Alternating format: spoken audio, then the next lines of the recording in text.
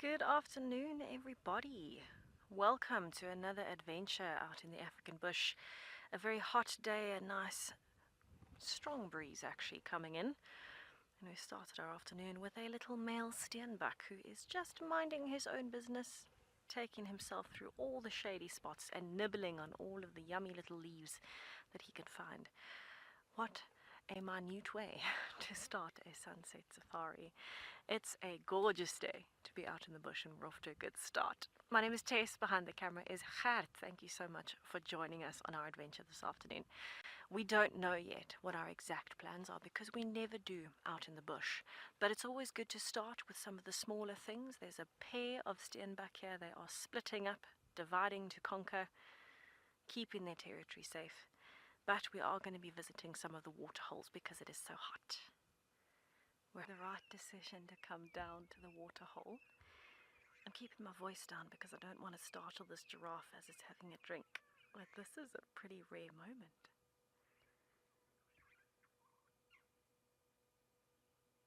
Look at that front leg splay.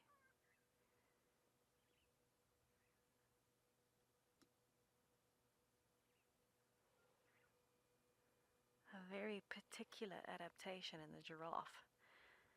Must be hard being 5 meters tall and then having to go all the way down to get some water. The only way to do it, since their front legs are so much longer than the back legs, is to spread your front legs and try and drop your head all the way down. Quite a big female. The rest of the journey is around as well, and they're kind of taking turns coming down to the dam one by one to have a little drink. Now that she stopped drinking, I don't feel bad about talking a bit louder. I'm happy that she felt comfortable enough to continue drinking while we were here.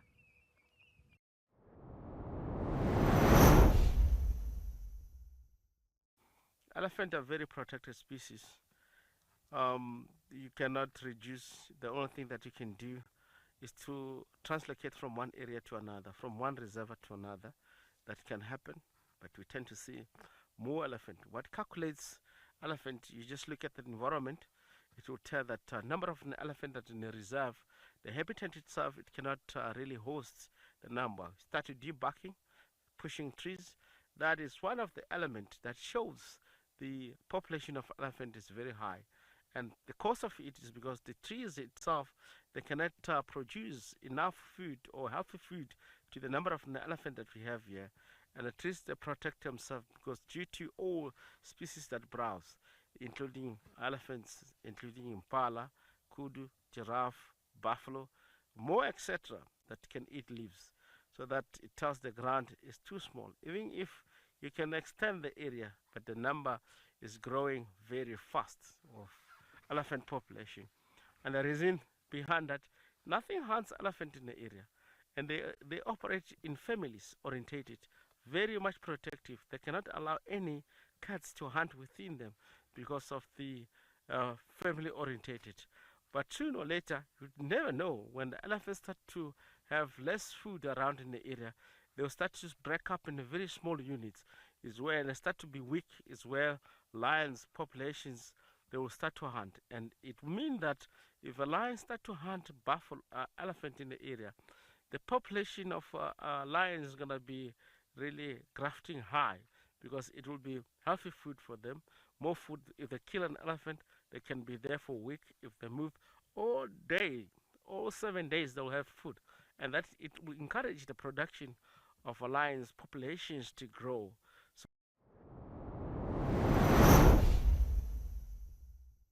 this is a very nice plant that we find on the dunes. It's actually a very nice pioneering plant at disturbed sites, and we find them creeping along the coastal areas here in South Africa. They form a dense mat along the ground, and a very nice succulent with triangular shaped leaves. And now you can see these gorgeous purple petals. And if we go inside, this ring around here is all the pollen of the flower, and the inside is where insects will go in to get the nectar. So trying to navigate into this, a beetle or bee, they would rub all of this pollen on their body, go inside pick up the nectar where the female parts are, and then go to the next plant, covered in pollen once again. And so the transfer of pollen from this to another is quite common and quite easily done.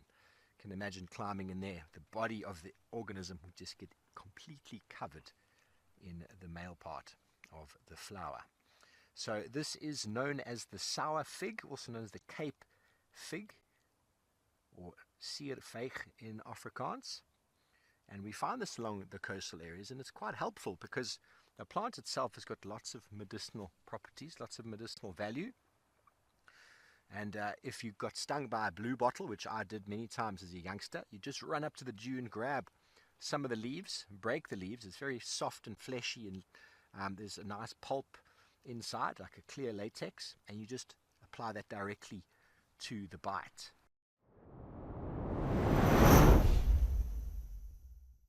Hello. Hello. So cool.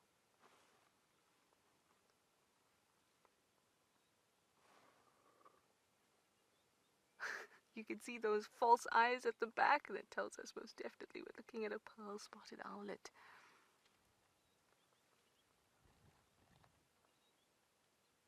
Yay! So these are one of the small owls in this area. Only about 70 to 80 grams. So a tiny little thing. Oh man, you know, we've been hearing them night after night after night, and in the day. And finally we get to see it.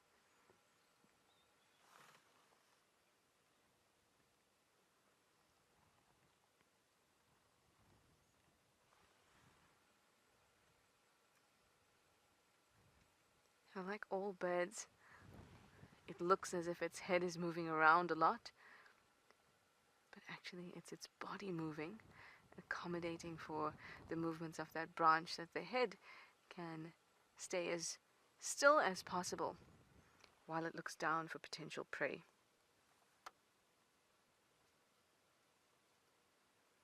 And they'd be looking for things like insects, but small snakes or small lizards, even birds,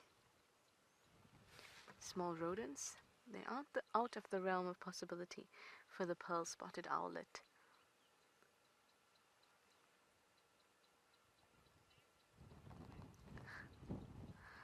Lecco, you'd like to know how is it so stable on that twig? Well, its entire life it has flown. Well, most of it has since it's fledged. So stability is a super important part of that. And being birds, knowing how to stabilize yourself on a twig that's going crazy is very important. But I think what helps particularly is its weight. It's so light. I mean, at most 80 grams. Thank you so much for joining us. We can't wait to see you in the morning too. Thanks for your questions and your comments. And I'll see you again soon. Bye for now.